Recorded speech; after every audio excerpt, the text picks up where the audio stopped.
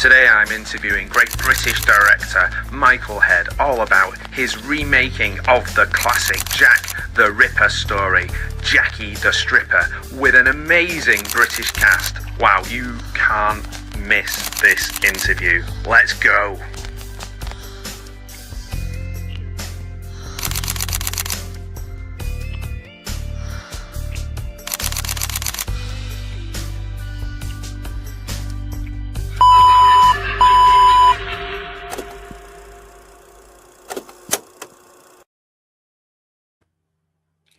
Hello everyone, and today's guest is a true stage and screen storyteller. From his early work as a playwright to directing and acting in independent films, from badass gangster flicks, whimsical romantic comedies, out today, we'll talk a little about in a moment. He's built a distinctive voice in UK cinema, and we're joined by Michael Head to talk about his journey from stage to screen.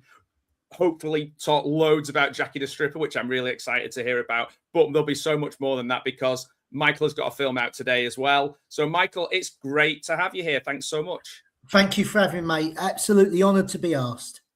Oh, I appreciate that. So you have got a film out today, so that's why you're a busy man. There's a lot going on. You're spinning a lot of plates. Tell us about the film that's coming out today, just to get us started. Yeah, so the film today is very, very different to my body of work. It's called The Spin. It's an Irish buddy movie. It's got loved by The Guardian, which is very unusual for my work. It's going to the BBC. It's in cinemas at the moment.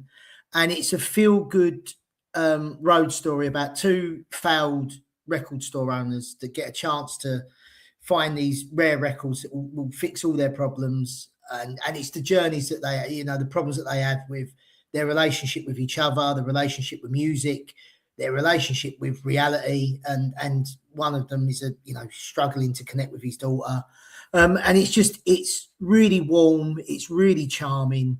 No one dies. No one gets shot. It's really unlike anything that I would ever do. And that's actually what drew me to it. It's the fact that I normally write my own stuff. So when I've got a chance to direct something that is a million miles away from what I would write, I was up, straight on it, so to speak.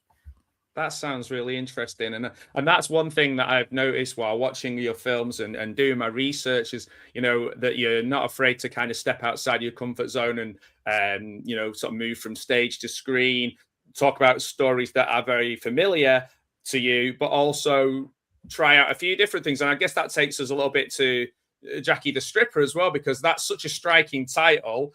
And, you're stepping into the horror genre, something that I love, and I know many people love. The new Scream movie's coming out, I think today as well. So that's another one that the Jackie the Stripper title, that's a striking title. What was this spark behind that film? I'm really interested. So my background as a playwright is quite broad. I've wrote a couple of musicals. I've got a gritty romantic comedy about gambling, which was likened to The Guardian said it was in between us for 30-somethings. And my first break into film was I had a play in the West End called Time, and it was about my granddad, who was he was a villain, an armed robber back in the day. So it was a gangster story, a gangster play, and Terry Stone turned it into a gangster film called The Last Heist, and it did very well. Then I worked with Ray Burdis on a film called A Gangster's Kiss. Who obviously Ray did The Craze and Love on a Bay, and then I did my first film that I directed called Bermondsey, which again was about my family. It's a comedy, but it's a gangster film. So I sort of pigeonholed myself without really realizing it or without meaning to, but it worked. That was my connections, the people that I knew, the stories that I was telling, the audience that I found. And I had two films premiering in London within about 10 days of each other. Bermondsey Tales at the O2, Cineworld, and then Gangster's Kiss at the Genesis. And there's a fantastic guy, Wes from Stripe Media. He's absolutely brilliant. And he said to me, "Look, this is great." He went, "But you should really look at horror." And I went, I don't know anything about horror. I don't. It's not a genre that I watch. I've been with my wife 20 years. She can't can't physically stomach it. It petrifies her, which I'll tell you is a funny story about that in a minute. But yeah, so it's not a genre that I know, and I think some people from the outside look down upon horror, and it's sort of seen as a low bar, low bearing fruit, and I don't buy into that. So I think if you've got to respect the genre, you've got to respect the audience, you've got to respect the body of work that has come before you. So I was quite nervous about doing an out and out horror, and my love of history led me to Jack the Ripper. My wife, who's a line producer, said, you can't afford to do that. You have to set it in modern day. What are you thinking? How are you going to create Victoria London on our budget? Being dyslexic, Jackie the Stripper just popped in my head. So it's not a true horror film. It's more of a grindhouse. It's got horror moments, but it's a grind. It's sort of Kill Bill on a budget. That sounds great. It's an ode to Tarantino, who is a hero of mine. There's a lot of gore, there's a lot of fighting, there's a lot of insane characters. But I think it will fit with horror fans, but I'm hoping that also true horror fans will respect that it's not an out and out horror. Essentially I'm a comedy writer. So it's called Jackie the Stripper, you know what I mean? It's not Schindler's. So I think, and the characters in it, you've got Savage, you've got Moonbeam, who's, I think she's 4'10" and weighs about 40 kilograms, and she bashes up this thug and does him with a butterfly clip. It's not trying to be, it's setting itself up, and it's a bit tongue in cheek. You've got the director Harry Weinman, who puts himself on the female actresses and things like that. But it's also a story of male oppression, and it's Jack. To sort of set it up, starts in Jack the Ripper's day. He has a daughter with a prostitute. She hides that daughter. He goes around killing prostitutes because he's trying to find his daughter. So it's a twist. It's a twist on that, and that's why, because Jack the Ripper disappeared. And it seems odd that he disappeared. So me playing on that, it's like, well, he disappeared because he found his daughter. He didn't need to kill people anymore.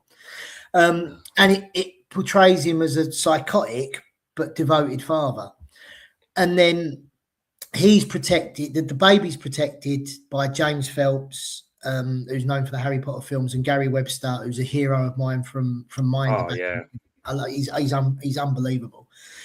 And then they set up the Order. So the Order is a group of vigilante women of the night that were brought together by their hatred of Jack the Ripper. And Jack the Ripper runs the cult, which is a powerful sort of Illuminati type. It's fictional, but it's a nod to the conspiracy stories you read. They're powerful men in banking, all this, that, and the other. Yeah. So we cut to modern day, and Jackie, whoever the head of the girl assassins are, is called the Jackie. She's the leader. And the current day Jackie, Charlotte Kirk, has put a plan together to end the war, and it's killing 5 top men in a 2-hour window, and it will end. So that's a little bit Ocean's 11-y.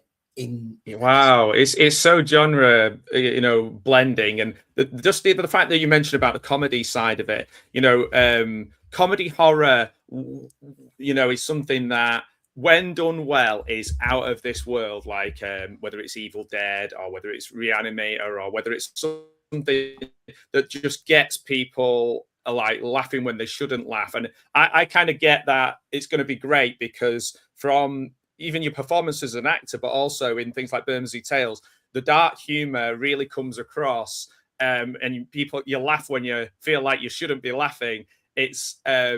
It feels like that's perfectly suited for the comedy horror, but like you mentioned, this has got some revenge in it too, as well.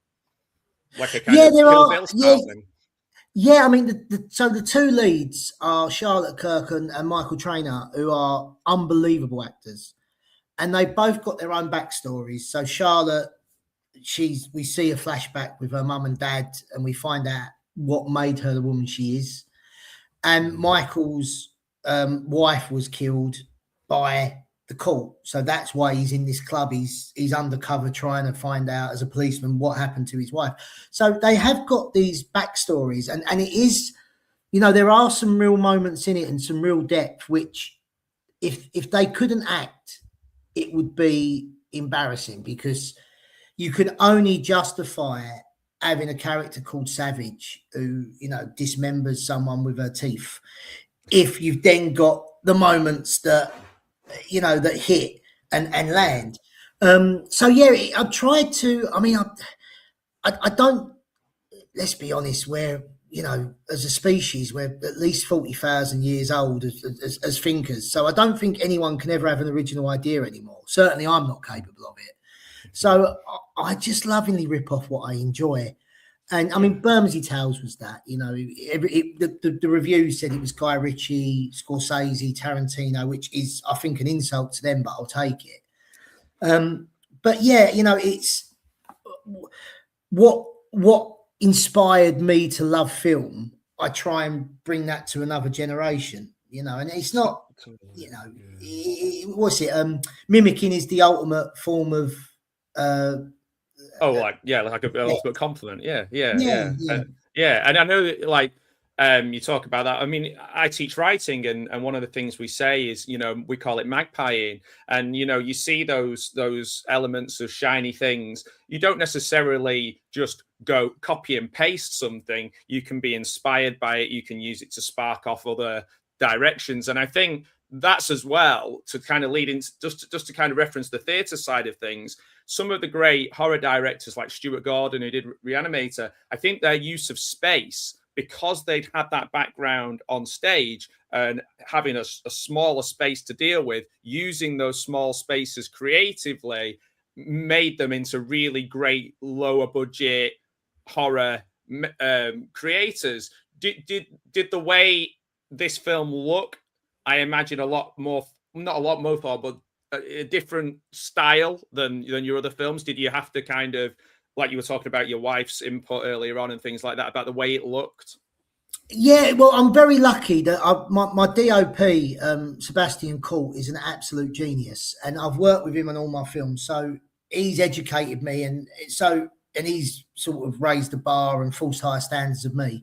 So it's got that similar feel in the sense of, it's, you know, we've got the same DOP, it's got the same style. But we was really lucky. We had this is the far strongest team I've ever worked with. You know, I've got Andrew Richards, who's my first. He's worked on all my films, but we got Paul, I'm going to butcher his name, Savaleski. It was only my second film with him. As an art director, the man is phenomenal.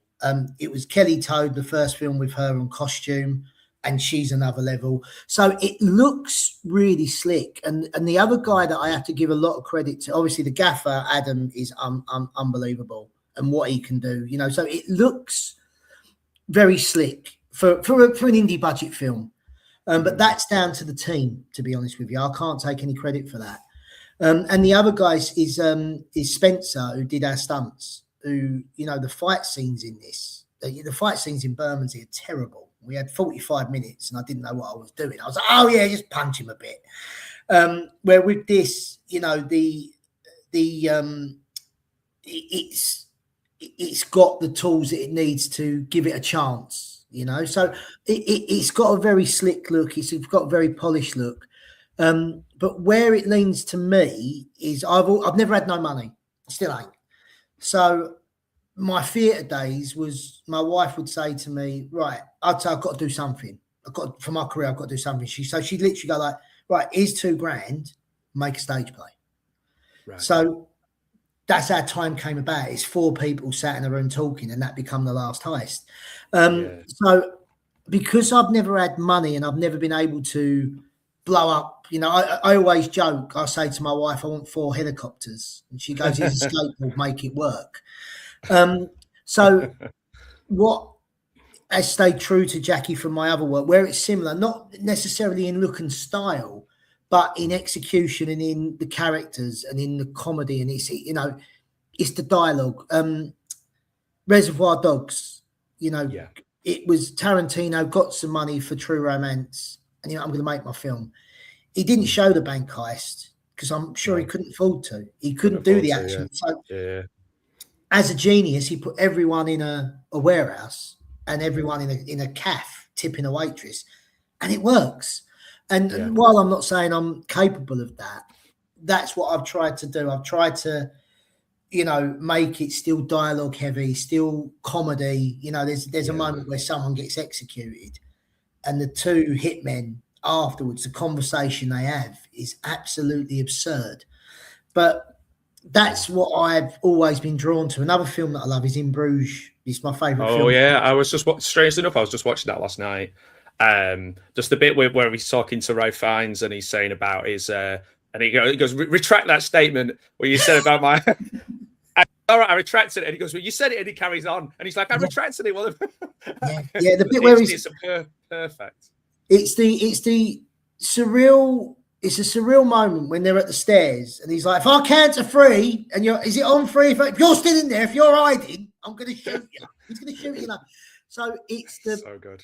It's performed expertly, but it's an absurd moment, but done in a realistic way, and I love that, you know. Yeah, and that, I'm not sure if that came from a stage play originally. I'm pretty sure it did, but that you know, using your strengths or using your restraints sometimes as your strengths, kind of like I was saying before, some of those, you know, low budget horror films that I would say are like 10 out of 10. A lot of that came out of not having a massive budget and playing to your strengths and using that. And then when they got a bit of money, sometimes they didn't know what to do with it. Oh, it's funny. I was talking to Sawyer Spielberg. He was going to be in one of my films. Sadly, because of SAG and all that, it fell through. But I was having, you know, he's a lovely bloke, and he was saying about with obviously with his dad with Jaws.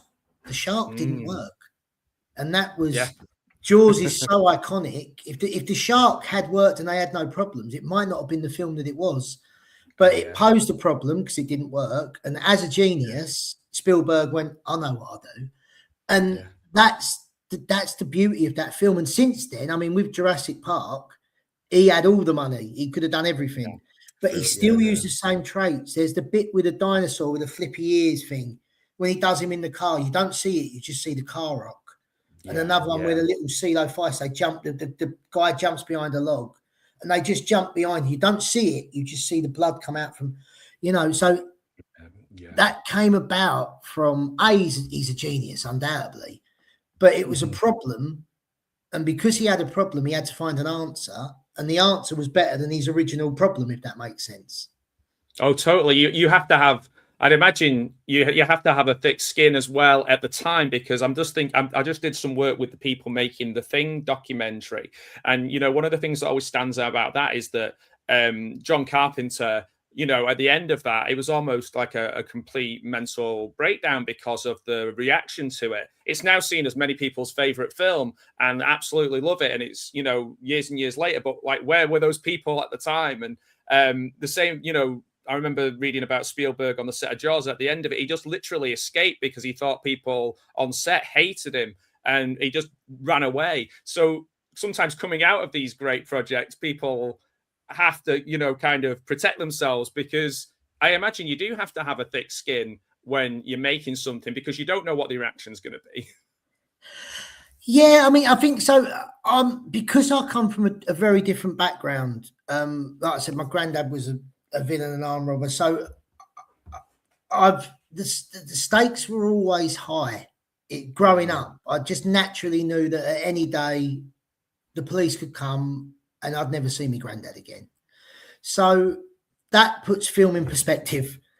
And we had a great moment on Bermondsey Towers where one of the wardrobe assistants was in tears. So I've gone up to him, what's the matter? She went, I've got his wrong trousers for Vaz Blackwood.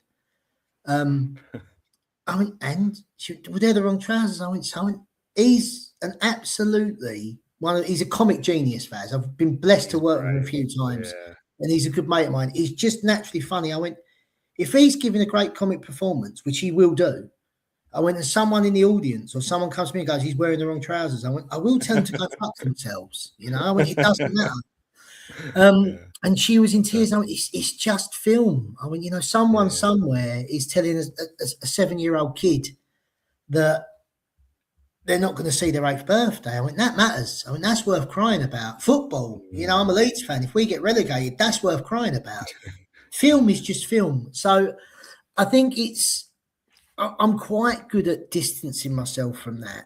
But you know, it is hard, and especially with Katie Price. Obviously, we've cast her in this. I've known Katie for years. I know her agent very well, and the way it came about was actually Paul Denham was meant to be in this film, and sadly he passed away a couple of weeks before filming. What a shame.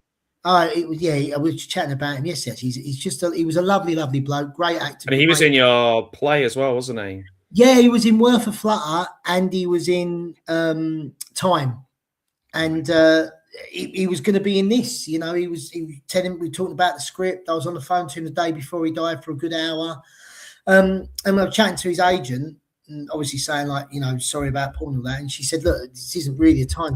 But she went, it's something I was going to broach anyway. She went, is there anything for Katie? I went, yeah. I went, I know Katie. We very nearly did a play together through Paul Denham. He connected us. Sadly, it didn't work because I was when the play was going to go out. She was on tour, I think, and then when it was going to go back out, I was on film set. So she does a good job. She can act. You know, she's a fierce professional. She's a lovely person in real life, and the hate that she's had is just blind hatred. And I think you just sort of got to build a tolerance to it. I was also Dapper Laugh, so Dan O'Reilly. Yeah, he's in a couple of your films, isn't he? He's really funny in it. Yeah, he's brilliant. He's absolutely brilliant, and he was in the stage play Time, and he was in my first 3 films, and he's been rock bottom, and he's been absolutely flying, and he's at the moment he's absolutely flying, and long may that continue, and I'm sure it will. But I remember on the first day of Bermondsey Tales, we was there with Alan Ford, David Shaw, who obviously known from the In-Betweeners. And a couple of Maisie Smith from EastEnders, and Dan and me. And he looked at me, he went, you know, you could blow up. And well, hopefully, that's sort of the plan. And he went, when you do, he went, the higher you get, he went, the more hate you're going to get. He went, it's going to get flung at you. He went, and his exact words, he went, so you've got to keep a balanced perspective. He went, you're never as shit as the people that hate you say. He went, and you're never as good as the people who love you say. He went, the balance is somewhere in between. He went, and as long as you don't lose sight of that, you know, hopefully you can keep some form of sanity.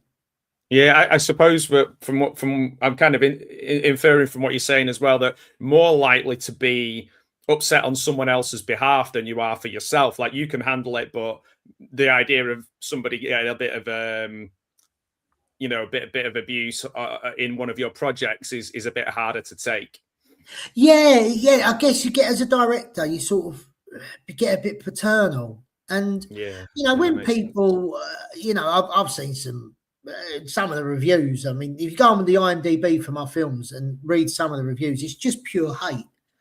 And I always say I've been referred to as Guy Ritchie, Scorsese, Tarantino, Pinter multiple times.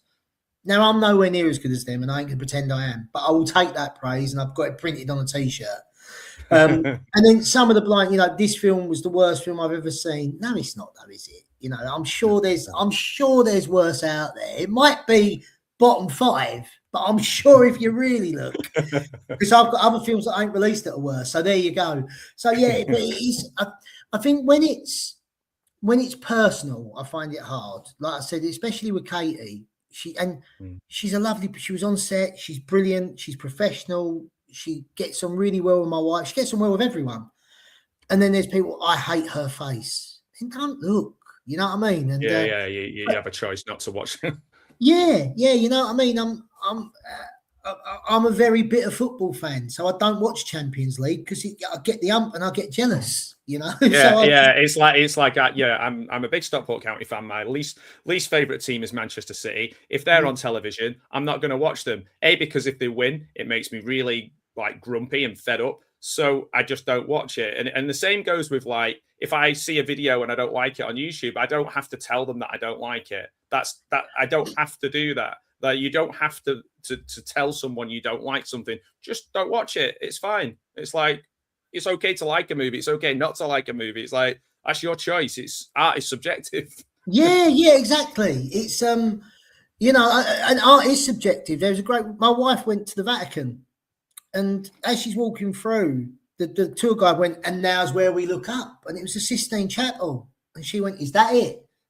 The guy, "What do you mean, is that it?" She went, "Well, it's, you know, the 8-year-old's done better pictures on the." He went, Yeah, "That's got the bridge. yeah, I get the logistics of it. Like how he got up that high, like that must back in the day, he must have had a big ladder." She went, "But the actual artwork." So it is, you know, so it is subjective. You know, that's the nature of it. But I think as long as you can be, for me, I know my films ain't perfect. I watched Bermondsey Tales the other night, and I'm proud of bits of it. And there's bits of it that, I'd like to reshoot that, or why did we do that? Or, you know, you're always growing. And in my opinion, Jackie is the best film that I've made to date, and I am really proud of it. But I can't wait to see it, honestly. It's mental, and you know, but at the same time, I hope that in 5 years' time, I'll look back on Jackie and go, "Oh God, I should have," because it's progress, isn't it? It's a journey. It's you know, it just happens to be that people see that progress on screen. That's the nature of it. But like you're probably going to be your harshest critic. You're going to see that progression, and like sometimes it's hard to not point out things in your own work, isn't it? And go, "Oh, I could have done that better. I could have done this." Totally. But sometimes nobody else has noticed it other than you. Yeah. I mean, so my business partner's like that. Stephanie Frankham, she's so hard on herself. And I went, "Look, you've got to sort of, it's good that you're hard on yourself." And I think the minute you stop questioning it, that's when you start messing up. That's when you start you're making mistakes, being overindulgent, you know, and all them sort of things. So you've got to get a balance, but at the same time, you've got to be proud of it. And you've got to also, it's, you know, I know when this comes out, people are going to liken it to Kill Bill and go, "Well, it ain't as good as Kill Bill." Of course it's not. That fight with the Yakuza took 3 months to film and cost, I think it was something like 9 times the budget of my film, you know? Yeah. Some, you know, it's I worked out that the final Harry Potter film, the budget of that would have paid, so the budget for Bermondsey Tales and the budget for Jackie would have paid for about 8 seconds of that final Harry Potter film, you know. Wow. So when you put it in perspective like that, and I'm new to it, you know, this is only my 3rd film. I didn't go to film school. I'm still very much learning. I've been lucky that I'm surrounded by a very, very good team, top to bottom, a very good team. But, you know, when people compare it to that, the fighting ain't as good as Marvel, of course it's not. Like, what you know, it's, if it was, then everyone at Marvel needs to be shot, not sacked, shot. well, yeah, I mean, there's like you say, you've got high standards for yourself, realistic expectations. Hopefully the audience, the main thing is that they go away entertained and that they got something out of it. Like, for example, I went through a phase of watching quite a lot of sort of quote unquote gangster films, and I hadn't watched any for ages and ages. I think the hooliganism films kind of passed me by. I watched like ID when I was a kid, and like being a football fan, hooliganism films don't really jump out to me because I want to watch the football. But I started watching Gangster's Kiss and Bermondsey Tales, and I was like, "Oh, there's a whole new cast of young actors in this." It's it's often short scenes.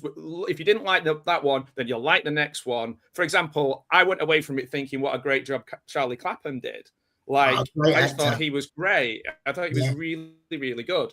And I was like, and then I got to see Bricktop, who hadn't, I got to see Alan Ford, God bless him. And I was just like, that's amazing. I got to see somebody who, I went and watched in the cinema in Snatch, which doesn't seem like that long ago, but it was 26 years ago. But so it must be great to work with these people and see them do something different. Like, for example, you just said there are people in your films who have maybe not acted before, and then there's ones like Alan Ford who have, you must be learning from at the same time. There's 2 completely different types of people you're working with. Oh, mate, it's a dream. I don't get starstruck because I don't actually know a lot about film. I like what I like, but I'm very, when people say I'm widely read, I'm very thinly watched. I haven't seen it. But when we're there on set, and then so Scats was a real person. He was my granddad's mate, and so to have that brought to life by Alan Ford, and when he walked in, I'm like, oh, that's Alan Ford, and my first went up to him. He's vastly experienced. Hello, how are you? You know, don't know. And I'm there like, I really know I've got to say something because I'm the director. But apart from like stroke his face and maybe make a noise, I don't know what to say. You know. Wow. And you do get starstruck, and you know David Shaw from the Inbetweeners. He was not. I mean, he's actually one of the most versatile actors I've ever seen, but he'll always be known as the Inbetweeners guy. And again, when I was on stage with him, and then to work with him again in Gangster's Kiss, and then again in Bermondsey, you know, and you're there and you're still like, I remember watching you as a younger man, like just laughing my tits off, you know. So it is living the dream, and it is. Gary Webster was another one. Totally. Wow. Yeah. I loved Minder. Me too. And the first time I met him, he was in a stage play of mine, and we jumped on the tube. We was going up to North London. I can't remember the Pleasance in North London, and he's jumped on. So obviously I've recognised him because I've cast him, and he's Gary Webster, but he don't know who I am because I'm just a writer. So I've looked at him, and I've looked at him too long, and he's looked at me, and you know you think I've got to say something now, but I didn't. Yes. And then when we turned up at the theatre, I've turned up. And he went, "Oh, hello, you know, I see you on the tube. Yeah, staring at you like a weirdo." And then the next day, he found out that I actually wrote it as well. Right. And you know, and I was out for a beer with him the other day, and that's the other thing is, you know, David, Charlie, Dan, Gary, Vaz. You know, I'll get messages from hello, brother, as the wife, as the girls, and I'm like, that's Vaz Blackwood. That's, you know, Rory Breaker, one of the most iconic. And so to get the chance to work with them and put your spin, like the story with a wig in Bermondsey, that was a true story. Happened in the really? Happened in Grove Park. Yeah, a guy. Edgar, his nickname was, and he bashed the life out of. He was an old fellow, and he bashed the life out of these two young boys. About 22, 23, they probably were. And he'd done one of them with a wig, and he parked him in between the car. Went into my granddad and went, "Sorry, Mick, this is your local." He went, "No, don't park." He went, "That's a liberty." He went, "Next time you park a fella in the car," he went, "Don't do it next to a micro." He went, "Park him next to a good car at least." A good car, yeah. So to have the chance to do that is just a dream. And also to getting onto that sort of links it. With my granddad's life, it was always about humour. I don't like the football violence films. Simply because I don't buy it. I grew up in that world, and there was no way if you're doing a multi-million-pound drug deal, you're going to get nicked for punching someone because you're West Ham and he's Millwall. It just doesn't work like that. You know, it just, well, that's certainly not I mean, my granddad didn't associate with a football team because wearing a football shirt was a good way of getting identified, which is a good way of getting nicked. Right. So I grew up with that. And also the violence side of it.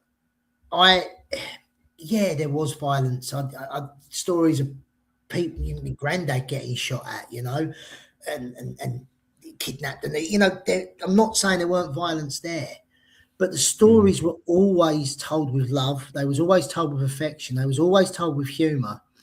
Yeah. And there was a real honour there, like a real honour amongst these guys, because you can't have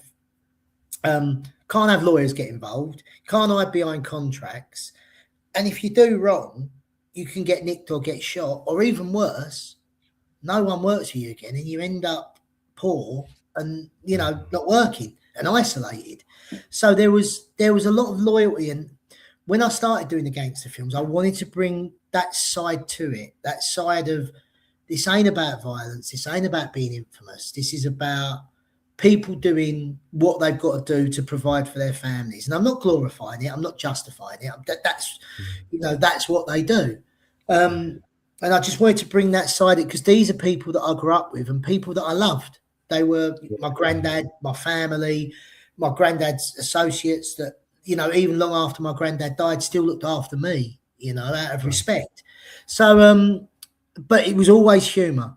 Every story we had was humour. And when I did Bermondsey Tales and Gangster's Kiss, well, Gangster's Kiss I co-wrote, but so I only sort of had half a hand in that. But especially with Bermondsey Tales, I wanted to do something that was funny. You know, when working with Perry Benson, who is again, he's so funny. He's honestly, he's brilliant, and it's mad. When I met my wife, she gave me Love on the Bay and went, "You want to watch this?" I went, "It's one of my favourite films."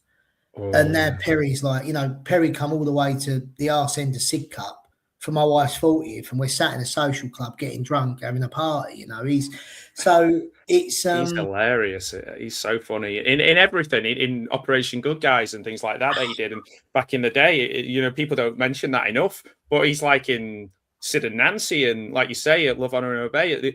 And his sister is so funny as well. She plays. I spotted her straight away because she's behind the bar in one of your films, isn't she? She's yeah. I was like, I know you. I mean, she's absolutely. I don't know her as well. I know her quite well, but Pearl, like I said, I would consider him one of my best mates, which is mad. But it's just natural. With Gangster's Kiss, he rang me up with Mike. I broke my arm. And what? He went, I fell off a table. He went, I weren't drunk. I mean, I don't give a fuck if you were drunk. We're filming in a few days. So I went to the director, Ray Burdis, who's another, he's an absolute genius. And I went, how about if we break Perry, like, you know, put him in a cast and then we're stitching him up? He went, yeah, that's a great idea. And I went, good, because he broke his arm. Well, I went, no, you've agreed to it now. you know. Creative idea. Yeah, but you know, when he's just naturally a funny guy. And in Jackie, I deliberately wanted to cast him in Jackie to set the tone. He's the first villain that we see, and he's the first sort of violence, and he's the first conflict. And I wanted to set the tone with an out-and-out comedy character, because if you watch Perry and go, I don't like that, then this film ain't for you. And that's not a problem. Yeah. Turn it off. So that gets your audience. You've got your audience straight away. You know who's going to be into it. Yeah. And he's just naturally funny. The spin that's obviously the Irish film, 90% of that is improv. A bit like Operation Good Guys, a bit like Love on the Bay. You know, it was largely improv. And I sort of learned from Ray, learned from Pell that it works. And we did that with a spin, which was a dream for me to do an improv film. But on Jackie, we're sitting there and I'm just listening to him, and he's chatting to the two fellas. One's a strong man who he represents the UK as a strong man. The other one, Mikey, Tomo's a strong man. And Mike's, I think he's 6'5". He's in the chats. Yeah, Tomo Thomas. He's in the chat. Tomo Thomas. There he is. Love you, mate. So he's with a UK strongman, and Tom he's another one. He's just naturally a funny guy. And Michael McQueen, who's 6'5", and Pell's sitting there, and he's just, you two are big fellas, aren't you? And as they was chatting, I went to the end of lunch. I went, can you remember it? They went, yeah, because we're going to put that in the film. Right. And there's a bit where they I won't too much spoilers, but they put a death sentence on Perry, and they're going to take him off to execute him. And they just burst into this chat that they was chatting about at lunch. And it's so absurd, but it's so funny. And they're the moments in the film that I love. That's for me. Yeah. The fighting is brilliant. The jump scares, the gore, I get all that. It's a very, very sexy film. I get all that.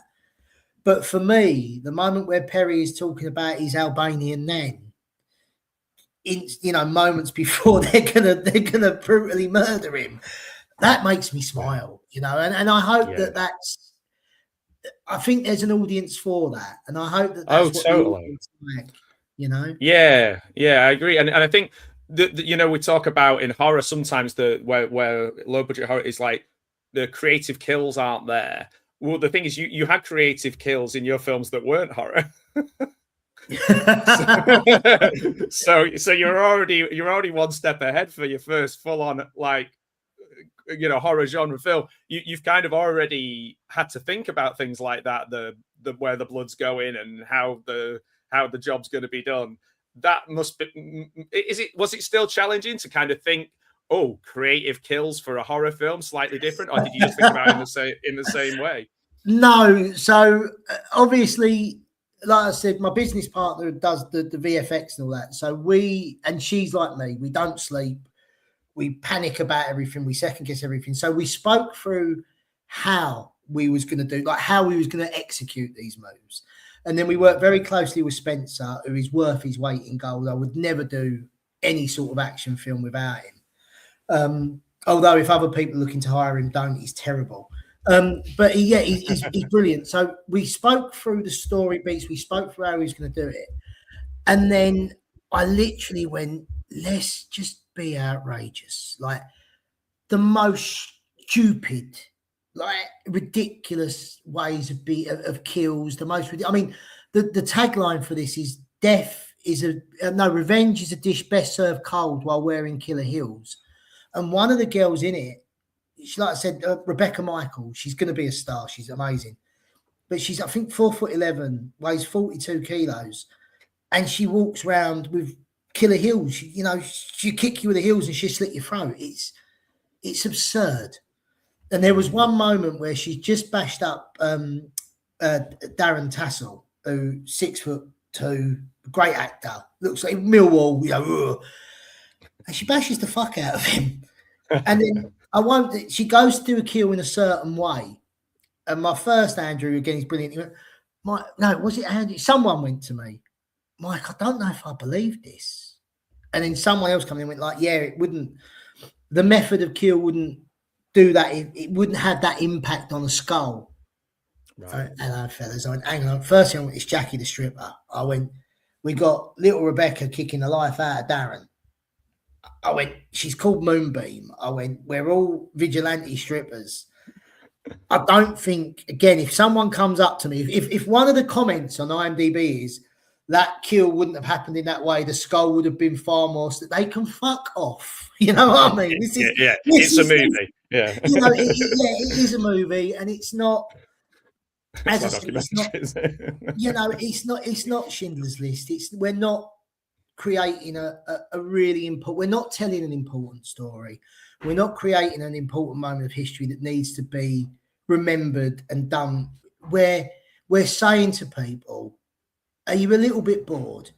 Do you fancy spending 90 minutes on something that's absolutely absurd? The action will entertain you. The absurdity will hopefully make you laugh. And hopefully at the end of it, you'll be glad that, I've always done that as a writer.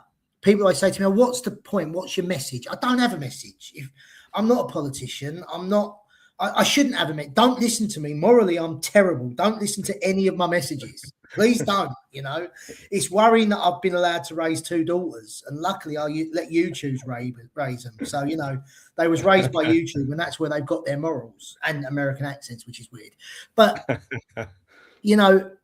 all I want to do, if you're going to dedicate your time to me, all the films that are out there, if you're going to take your time to watch my film, if you're going to take your time to go to the cinema to watch my film or at home, I'm honoured by that. I'm honoured by you trusting me with your time, because time's limited. We're all going to be dead one day. And if you want to waste an hour and a half of your life watching my film, I hope you don't regret it. I hope it makes you smile. That's the whole point. And that to me is what film should be on a very, very basic level.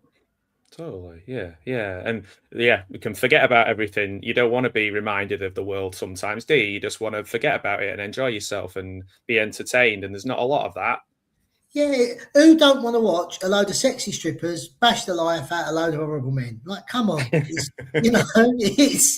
you put it like that, how can you resist? Yeah. And funny enough, we're just working on my next film, which is a meta comedy horror, and it's about a film director who blags some money off a fame-hungry gangster, spunks it up the wall rather than making a film. He's down to his final 25 grand, so he decides to make a slasher horror, and then the slasher horror becomes the folklore that they're based it on is a real story. It's not folklore; it's real.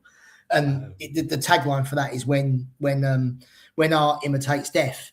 And again, it's the same thing. It's all tongue in cheek. It's very, it's very laughing at the industry, lovingly poking fun at the genre and the tropes, and when the genre's done bad. You know, we're making a bad horror film, and we're almost laughing about the fact that we are making a bad horror film. That sounds so much fun. That sounds like there's a lot of space in the horror, British horror, certainly for that, I think, where there's a knowingness and there's a little bit of comment on it, you know, because sometimes in the low budget films, when it's played straight and it's, I mean, blimey, there's some that I've kickstarted that I've actually been in where they've asked me to film something and they've cut me off when I'm halfway through a word. So there's like not a lot of time has gone through the editing process and things like that. There is a lot of space to lovingly and you know, and inform from somebody who's making films to kind of poke fun at that in a really clever way. So I'm really excited to see how that goes. Yeah, and also poking fun at the casting process. I mean, when I had the play go out in the West End, it was David Shaw, Dan O'Reilly, Paul Denan and myself doing a play based on true story. And I rang up a very big news desk and I said about the story, and he went, and? He went, you're ringing me up to telling me that actors are making a play? He went, that ain't news. He went, get him having a punch up or doing a line of cocaine. He went, that's news. And all of a sudden the penny dropped and I thought, okay. So in my films, I've always tried to do a casting like we did with The Spin. We've got Tara Lynn O'Neill from Derry Girls, she's the female equivalent of Perry Benson. She's brilliant. But all the noise has come from Moira Higgins because she's from Love Island. Now, she's a very good actress and she does a very good job. But that's what people want to talk about. So you've got to use that. You've got to use that tool. If you can't afford to cast a Tom Hardy or a Margot Robbie, which who can, someone that will command the media, you've got to be clever. And Vinnie Jones in Lock, Stock, you know, that was a genius casting. And for me, that sort of broke them. And we actually referenced that in the film that we're making at the minute, or we're about to make in a couple of months. So you've got to knowingly love that, but you've got to respect the industry to then poke fun at it. You know, you've got to respect the genre to then poke fun at it. You've got to, you know, you've got to have a level of level of love. You know, that's when it's like with family. You know, I messaged my uncle the other night and he went, he was meant to turn up and he didn't. He went, I'm sorry, son. I went, no, I'm just glad you're not dead. You know, Winter's not your friend at your age. and I can say that because I love him. You know, it's okay. Exactly. Yeah, totally. It's the way, I don't know if it's a uniquely British thing, but it's the way we show love. Certainly men, you know, when it's hard to sometimes, I think as you get older, it's a bit easier to say how you feel. But when you're getting really, like, for example, my dad's in his 90s now and he kind of gets a bit more tearful. He never used to be like that, but he gets a bit more emotional and he says stuff, nice things. And he never wasn't doing that in his 40s and 50s. So we do it in different ways, don't we? It's a different, like, as the kids would say, it's a different love language, you know?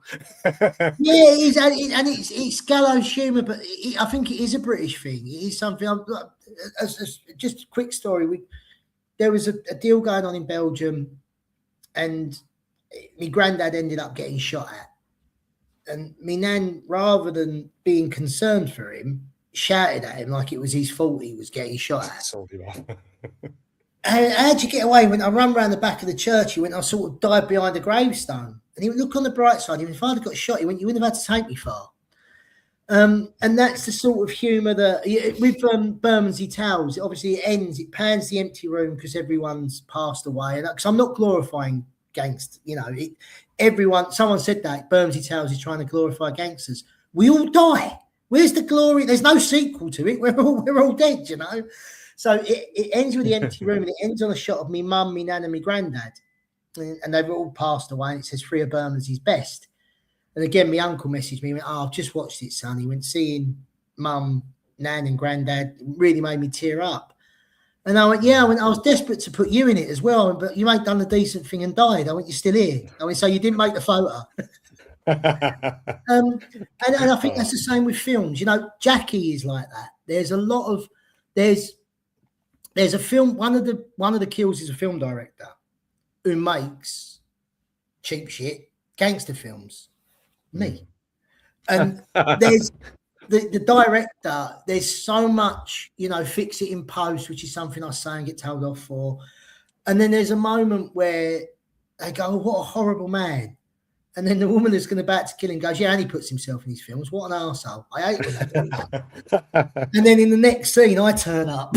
You know, yeah, like, I put myself in a scene with Emily Wyatt and Patsy Kensit because I'm that kind of dickhead, you know. But I think if you can't poke fun at it, yeah. And again, some people don't get it, some people don't like it. So Jackie ain't for you. The next one, Once Upon a Time in Amesbury, that's definitely not for you.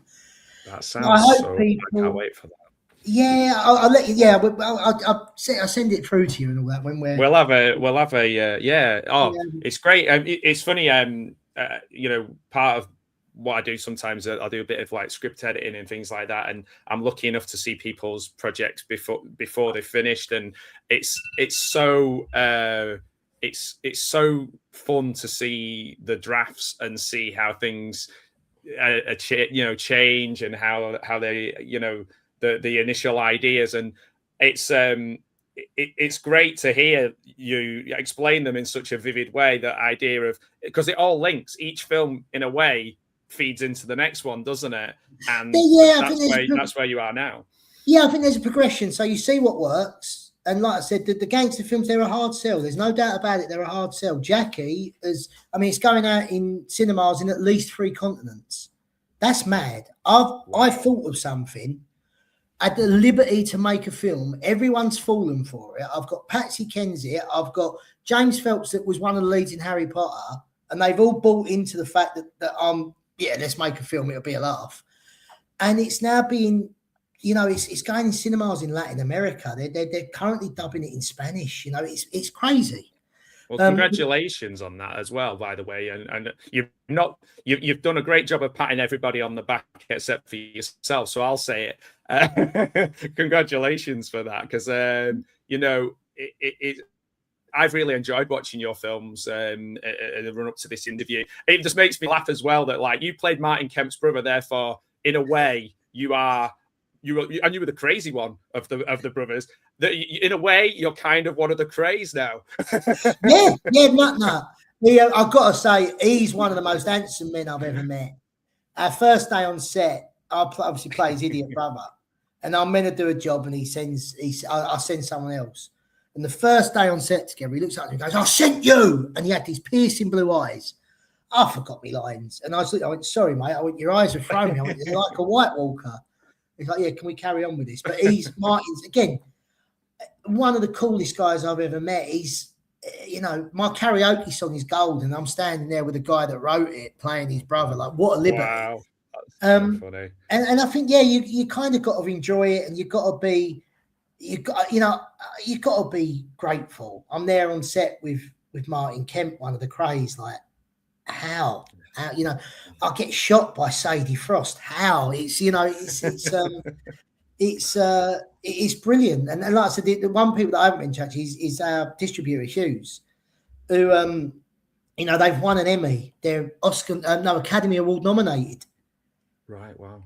And they're working with me on my film. Like, it is an honor. It is an absolute honor. And I hope that sense of fun and that sense of joy carries through, and I hope the audience see that. And like with yourself, it really means a lot. You've taken your time to speak to me, to watch my films, and if you've enjoyed them, that means the world to me, because life's a bit shit, isn't it? So if something makes it better for 10 minutes and makes you smile, I'll take that all day long. That to me is that's the point. That's that's why I do it, is to make people smile, hopefully. No, thank you so much for sharing it all with us, and behind the scenes look at the films that I've been watching. I know other people watching. Can't wait for Jackie. Can't wait for the film after Jackie as well. But I mustn't let us finish without talking and just doing the big sell today. The Spin. It's out in cinemas. I can literally see that near me. It's on at the Robert Burns Centre Film Theatre, because I'm not that far from Scotland. So it's on in so many different places. From today, it's getting great reviews. It looks like a really lovingly made, fun film. And is there anything just before we finish? Because I've got to let you go, and you've got a really busy day. And I've got to go to work actually as well. But but I'd love to stay. But anything about the spin just before we go? Just a last minute discussion about or comment about. So to sum it up, the Irish film critic and reviews called it the feel-good film of the year. It's charming, it's funny, the stakes ain't high. It's a middle of the road, family-friendly comedy. And again, if anyone is near any of these cinemas, it's 48 cinemas across the UK. Anyone just wants to go and see something that's life-affirming, that will make you smile. You know, it's all going to work out in the end. We know that from the off, but there's no real jeopardy. It's just a real fun ride. And Brennan O'Connor and Owen Colgan are comic geniuses, and the improv in this film was an absolute pleasure. And Tara Lynn O'Neill is a comic genius. It's worth going just to see the faces she pulls. So if easygoing, life affirming, charming, you know, if that's your thing, I really think you could do a lot worse than going to see The Spin. Oh, what a pitch! Can see why you get these movies made. And like I say, I can't wait. I'll be there watching Jackie the Stripper one way or the other. I'll be watching it for sure. So one more bonus as well with The Spin. I'm not in it, so that's another reason. It's the only film that I've made that I haven't crowbarred myself in. But that's a reason for all the people that hate my acting. Go watch The Spin. It's great. I don't make an appearance at any point. I'm not one of those people. I've enjoyed it. For one thing, I'm not going to mess with you now because I know what you're capable of from watching those movies. You're one mean guy.